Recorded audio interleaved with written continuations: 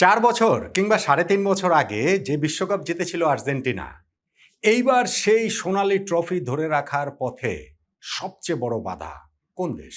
যদি ২ টা দেশের নাম বলতে বলি। আমি নিশ্চিত বেশিরভাগ আর্জেন্টিনার সমর্থকই ফ্রান্স এবং স্পেনের কথা বলবেন। এই ২ টা দেশের একটা দেশের কথা বলবেন, ২ টা দেশের কথা বলতে পারেন যদি আমি সবচেয়ে বড় পথের কাঁটা হিসাব করি। সেই ফ্রান্স এই বিশ্বকাপের প্রস্তুতি ম্যাচে আইভরি কোস্টের কাছে হেরে গেছে। সেই স্পেন ইরাকের সঙ্গে ড্র করেছে এবং তারই ফলশ্রুতিতে আর্জেন্টিনা ফিফা র্যাঙ্কিংয়ে ১ নম্বরে উঠে গেছে। আর্জেন্টিনা সমর্থকদের তো খুশিতে বাকবাকুম হয়ে যাবার কথা। কিন্তু কিসের কি? ফুটবল খেলা বা যে কোনো খেলায় কুসংস্কার একটা বড় জায়গা জুড়ে রয়েছে।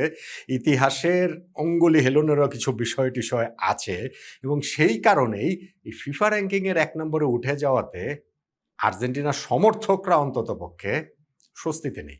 আমি নিশ্চিত এইটা নিয়ে লিওনেল মেসি বলেন, লিওনেল স্ক্যালোনি বলেন, তাদের যে রাতের ঘুম হারাম হয়ে যাচ্ছে তা না। কিন্তু ওই যে সমর্থকদের মনে একটা কুডাক ডাকে না, ঐরকম একটা অবস্থা হয়েছে ফিফা র্যাঙ্কিংয়ে ওয়ার্ল্ড কাপের ঠিক আগে ১ নম্বরে ওঠার কারণে। কেননা ফিফা র্যাঙ্কিং যখন থেকে চালু হয়েছে এরপরে ১ নম্বরে থেকে ওয়ার্ল্ড কাপ শুরু করা কোনো দেশ কখনোই বিশ্বকাপ জিততে পারেনি। এবার তাহলে আর্জেন্টিনার কি হবে? এখন কি বিশ্বকাপের আগের যে ২টা প্রস্তুতি ম্যাচ আর্জেন্টিনার রয়েছে, রোববার সকালে হন্ডুরাসের বিপক্ষে বাংলাদেশ সময়, বুধবার সকালবেলা আইসল্যান্ডের বিপক্ষে, সেইখানে আর্জেন্টিনা যদি অত ভালো রেজাল্ট নাও করে, যদি র্যাঙ্কিংয়ের শীর্ষ থেকে আর্জেন্টিনা নেমে যায়, তাহলে কি এইভাবে একটা সান্ত্বনা নেওয়ার সুযোগ থাকবে?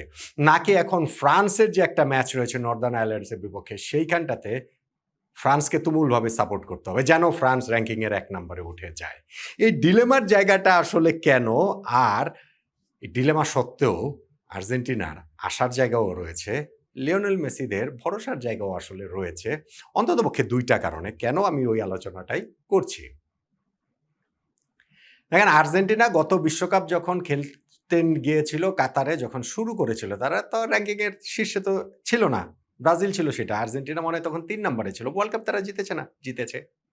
এবং তারপরে আর্জেন্টিনা ওই র্যাঙ্কিংয়ের যে ফিফার শীর্ষস্থানটাতে অধিকার করেছে, ৮৯৩ দিন টানা তারা সেইখানটাতে ছিল। গত সেপ্টেম্বর মাসে সেইখান থেকে তারা নিচে নেমে যায় এবং তারা ৩ নম্বরে নেমে গিয়েছিল এই লাস্ট কিছু মানে এই ফ্রেন্ডলি ম্যাচগুলোর আগেও তারা ৩ নম্বরে ছিল। ফ্রান্স ১ নম্বরে, ২ নম্বরে স্পেন। এখন ফ্রান্স হেরে যাওয়ার কারণে তাদের ওই পয়েন্ট কমে যাওয়াতে তারা ৩ নম্বরে চলে গেছে। স্পেন ড্র করার কারণে তারা ২ থেকে উপরে উঠতে পারেনি, ২ই আছে। আর আর্জেন্টিনা না খেলেই তারা ৩ থেকে ১ নম্বরে উঠে এসেছে। অস্বস্তির জায়গা সেইখানটাতেই যে র্যাঙ্কিংয়ের ১ নম্বর দেশ হিসাবে কি ওয়ার্ল্ড কাপটা আর্জেন্টিনা শুরু করবে কিনা। এখনও কিন্তু সেটা শুরু নাও করতে পারে। আগে আমরা একটু ইতিহাসটা দেখে আসি। ফিফা র্যাঙ্কিংটা চালু হয়েছে ১৯৯২ সালের ডিসেম্বর থেকে। ৯৪ বিশ্বকাপটাই ওই ফিফা র্যাঙ্কিং সহ প্রথম বিশ্বকাপ। সেইখানটাতে ১ নম্বর দল হিসাবে ওয়ার্ল্ড কাপ খেলতে গিয়েছিল জার্মানি।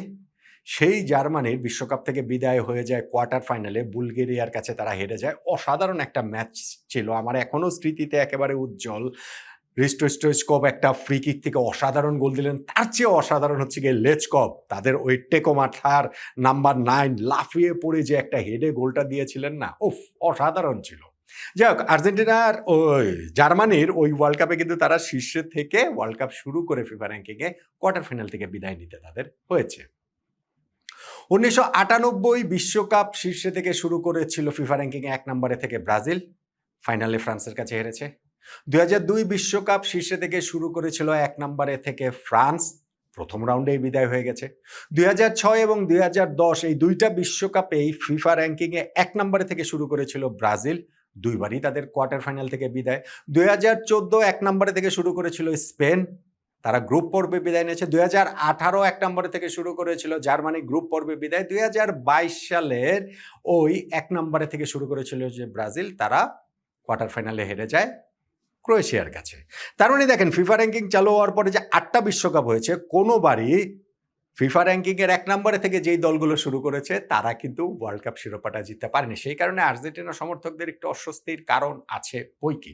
মানে ওই যে বললাম কুসংস্কার এইসব তো ভাই আমরা স্পোর্টস যারা ফলো করেন, যারা দেখেন তারা এটা জানেন। ওই যে এক জায়গায় বসে থাকি, নড়ছি না, বা ওই যে ক্রিকেট খেলার সময় একটা উইকেট পড়লে ঠিক ওইভাবেই থাকে। এটা আছে, এটা রিলেট করতে পারবেন। যারা ওই যে স্পোর্টসের কিন ফলোয়ার তারা এটা খুব ভালোভাবে আসলে রিলেট করতে পারবেন। এখন আর্জেন্টিনার আরো ২ টা ম্যাচ বাকি রয়েছে। মানে ফিফা র‍্যাঙ্কিং এর এখন যেটা হয়েছে যে গত এই কয়েক মাস আগে থেকে তারা এই রিয়েল টাইম এর তারা এই র‍্যাঙ্কিংটা আপডেট করে। আগে যেটা ছিল হয়তোবা একটা সাইকেল শেষ হওয়ার পরে তারা হচ্ছে ওই আপডেটটা করতো একটা নির্দিষ্ট সময় শেষ হওয়ার পরে। এখন এটা ফাইনাল হালনাগাদটা ফিফা করবে হচ্ছে গিয়ে যে ১০ই জুন, মানে ওয়ার্ল্ড কাপ শুরু হওয়ার ঠিক আগের দিন। কিন্তু আর্জেন্টিনার তো এর আগে ২ টা ম্যাচ রয়েছে। হন্ডুরাসের বিপক্ষে রোববার সকালে তারা ম্যাচ খেলবে, বুধবার সকালে আইসল্যান্ডের বিপক্ষে ম্যাচ খেলবে। এখন এই ২ টা ম্যাচে তো আর্জেন্টিনার জেতারই কথা, জেতাটাই তাদের প্রত্যাশিত, এবং যদি জেতে তাহলে তারা র‍্যাঙ্কিংয়ের ১ নম্বরেই থাকবে। এইটা নিয়ে আর কোনো সংশয়ের জায়গা নেই। স্পেন যারা ২ নম্বরে রয়েছে তাদের কিন্তু আর কোনো ম্যাচ নেই, ইরাকের সঙ্গে যে ড্র করেছে, ফলে স্পেনের এই জায়গাটাতে আর্জেন্টিনাকে টপকে যাওয়ার বা তারা নিজেদের খেলা দিয়ে টপকে যাবে ওরকম অবস্থা নেই। ফ্রান্সের একটা ম্যাচ বাকি রয়েছে নর্দার্ন আয়ারল্যান্ডের বিপক্ষে, সেই ম্যাচটা যদি ফ্রান্স জিতে সেই ক্ষেত্রে ফ্রান্সের আসলে ওই ১ নম্বরে থেকে ওয়ার্ল্ড কাপ শুরু করার সেই সুযোগটা ফ্রান্সের সামনে থাকবে। এখন ১ নম্বরে থেকে যদি শুরু করে তাহলে এইটা আর্জেন্টিনার জন্য কত বড় বিপদের বিষয়।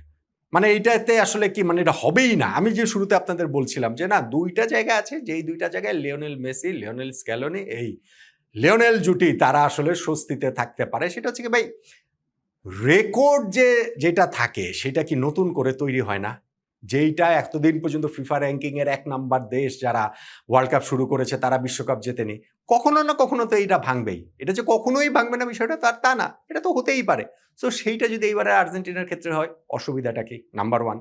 এবং নাম্বার 2 যেটা সেটা হচ্ছে গিয়ে আপনি যদি ফিফা র‍্যাঙ্কিংকেই বিশ্বাস করেন তাহলে বিশ্বাস করতে হবে যে এইবারের বিশ্বকাপ জাপানও জিততে পারে, সেনেগালও জিততে পারে, মেক্সিকোও জিততে পারে, ইউএসএও জিততে পারে। কেন বলছি? ফিফা র‍্যাঙ্কিংয়ে ১৮ নম্বরে থেকে ১৯৯৮ বিশ্বকাপ শুরু করেছিল ফ্রান্স। তারা সেবার ওয়ার্ল্ড কাপ জেতেনি। ঠিক আছে, ঘরের মাটিতে তারা খেলেছে, ফ্রান্স তখন দুর্দান্ত দল, ফ্রান্স এমনিতেই বিশ্ব ফুটবলের পরাশক্তি, সবই ঠিক আছে। কিন্তু র‍্যাঙ্কিংয়ে তো তারা ১৮ নম্বরে ছিল রে ভাই। কিংবা ২০০৬ বিশ্বকাপে ইতালি তারা ফিফা র‍্যাঙ্কিংয়ে ১৩ নম্বরে থেকে বিশ্বকাপ শুরু করেছিল। তো সেই ক্ষেত্রে তারা সেই বিশ্বকাপ জিতেছে না? জিতেছে তো। এখন এই মুহূর্তে ফিফা র‍্যাঙ্কিংয়ে আমি দেখছিলাম ১৮ নম্বরে আছে জাপান, ১৫ নম্বরে আছে সেনেগাল, তারও উপরে আছে হচ্ছে গিয়ে এইখানটাতে ওই যে বললাম যুক্তরাষ্ট্রের কথা বললাম, মেক্সিকোর কথা বললাম। তাহলে কি এই দেশগুলো বিশ্বকাপ জিততে পারে? আপনি যদি ওই ফিফা র‍্যাঙ্কিংয়ে ওয়ার্ল্ড কাপ শুরু হওয়ার আগের হিসাবটা যদি ধরেন, আপনি যদি ফ্রান্সের উদাহরণ মাথায় রাখেন, আপনি যদি ১৯৯৮, ২০০৬ সালে ইতালির উদাহরণ মাথায় রাখেন, তাহলে তো এই দলগুলোও বিশ্বকাপ জিততে পারে। সেটা তো আসলে হবার নয়। সেই কারণে কুসংস্কারাচ্ছন্ন মন সমর্থকদের ভালোবাসা থেকে ও একটু কুডাক দিবে। আমি নিশ্চিত যে তার মানে এইটা না যে না হন্ডুরাসের সঙ্গে বা আইসল্যান্ডের সঙ্গে আর্জেন্টিনা খারাপ করে ফেলুক, সেই মানে আশায় থাকবেন সমর্থকরা, কিংবা ফ্রান্স যেন আবার ফর্মে ফিরে আসে উত্তর আয়ারল্যান্ডকে হারিয়ে। কারণ সমর্থকরা খুব ভালো করেই জানেন যে একটা ভালো নোটে থেকে ওয়ার্ল্ড কাপ শুরু করাটা গুরুত্বপূর্ণ আর্জেন্টিনার জন্য তো বটেই। এবং সেইখানটাতে আরও যে বিষয়গুলো জুড়ে রয়েছে, আর্জেন্টিনা এখন দুশ্চিন্তার আরেকটা বড় জায়গা রয়েছে তাদের প্লেয়ারদের ইনজুরি, কিংবা ধরেন মিনি ইনজুরি, এই টুকটাক নিগেলস, সবাইকে একদম ফিট অবস্থায় রেখে ওয়ার্ল্ড কাপটা যেন তারা শুরু করতে পারেন, ওই দিকে নিশ্চয়ই মনোযোগটা থাকবে এবং টিমটা যেন একেবারে পুরোপুরি রাইট শেপে থেকে সঠিক ছন্দে ওয়ার্ল্ড কাপ শুরু করতে পারে। সেই জন্য হন্ডুরাস এবং আইসল্যান্ডের বিপক্ষে এই ম্যাচ ২টার দিকেও আর্জেন্টিনা জেতার জন্য, ভালোভাবে জেতার জন্য, কমফোর্টেবলি জেতার জন্য তারা ওই প্রত্যাশায় থাকবে।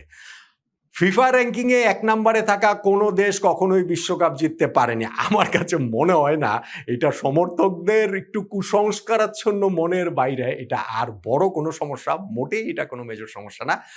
আর আর্জেন্টিনা তো এখনও ওয়ার্ল্ড কাপ শুরু করতেই পারে ১ নম্বরের বাইরে থেকে। এই ম্যাচ ২টাতে যদি খেলে তখনও হয়তো সমর্থকদের ওই সান্ত্বনার জায়গাটা থাকবে যে না ঠিক আছে, বিশ্বকাপে জিতবো, র‍্যাঙ্কিংয়ে ১ নম্বরে থাকা না থাকায় কি যায় আসে? আমাকে আপনি বলেন তো, আর্জেন্টিনা যদি ১ নম্বরে থেকে এবারের বিশ্বকাপটা শুরু করে, আপনি যদি আর্জেন্টিনার সমর্থক হন, তাহলে কি আপনি একটু আতঙ্কে থাকবেন?